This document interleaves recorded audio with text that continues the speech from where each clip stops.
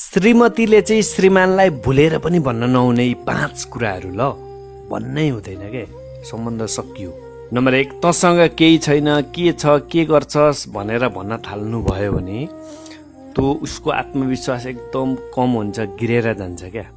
Number 2, मैले तँलाई विवाह गरेर गल्ती गरेँ, विवाह गर्न नहुने थियो, यस्तो शब्दहरू बोल्नुभयो भने तपाईँले आफ्नो श्रीमानलाई मारे सरह हो क्या। नम्बर 3, मेरो साथीको श्रीमान यस्तो छ, मेरो यो त्यस्तो छ भनेर तुलना क्या तुलना गर्न थाल्नुभयो भने अनि सम्बन्ध तपाईँ दुई बिचको सम्बन्धमा चाहिँ तपाईँले आफै बन्चरो हान्नुभयो क्या। नम्बर 4, डिभोर्स गर्छु, तँलाई छाडेर जान्छु, अर्को बिहे गर्छु, यस्ता कुराहरू बोल्नुभयो भने त्यो भलै रिसमा होस् तर तपाईँले आफ्नो सम्बन्धको जरा हल्लाउनु भयो, हल्लिन्छ क्या त्यसले। नम्बर 5, तेरो परिवार यस्तो, तेरो आमा बुवा यस्तो भन्न थाल्नु भयो भने छोरा मान्छेले सहेर बस्दैन।